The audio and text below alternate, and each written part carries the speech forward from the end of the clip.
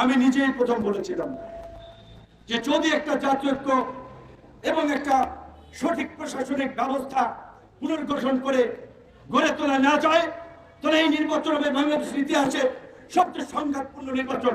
কারণ যেই বিএনপি জামাত আজকে এনসিপি গণ অধিকার বলে আমরা হাসিনার প্রশ্নে এক অভিন্ন অবস্থান থেকে লড়াই করেছি, আজকে আমরা একেবারেই বিপরীতমুখী অবস্থানে। সেই জন্য আমার মনে হয় নির্বাচনের প্রশ্নে দুটো বিষয় ফয়সালা হতে হবে এবং এই দুটো বিষয় খুব জরুরি। একটা হচ্ছে আমাদের সিদ্ধান্ত ফাঁসিবাদকে নির্মূল করা, নিষিদ্ধ করা। 2 নম্বর হচ্ছে আগামী নির্বাচন কোন প্রক্রিয়ায় হবে। বর্তমান প্রক্রিয়ায় নির্বাচন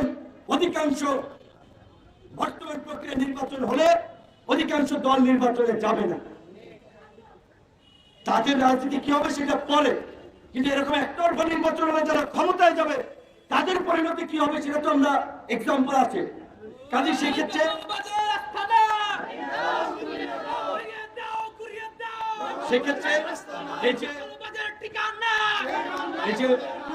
পুরো নির্বাচন পিয়ার পদ্ধতিতে হবে না, উচ্চকক্ষ পিয়ার পদ্ধতিতে হবে।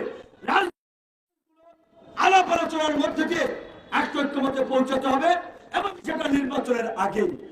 এই দুটো বিষয় যদি সমাধান করা যায় তাহলে আমার মনে হয় অনেক সংকটই কেটে যাবে। পাশাপাশি গণমাধ্যমের সোশ্যাল মিডিয়ার বন্ধুদের প্রতি একটা আহ্বান রেখে আমার বক্তব্য শেষ করব।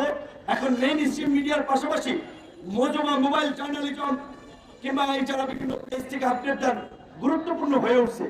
কিন্তু গুরুত্বপূর্ণ বিষয়ে আপনারা যদি একটা খণ্ডিত বক্তব্য প্রচার করেন তাহলে এটা মানুষকে বিভ্রান্ত করবে। কিংবা একটা চটকদার ক্যাপশন যদি ভিউয়ের জন্য দেন সেটা আসলে একটা খারাপ উদাহরণ তৈরি করছে। আপনারা একটু দায়িত্বশীলতার সাথে আপনারা একটু ক্যাপশন দিবেন কিংবা খবরগুলো প্রচার করবেন। এই আহ্বান রেখে সকলের সুস্বাস্থ্য ভবিষ্যৎ কামনা করে শেষ করছি। আল্লাহ।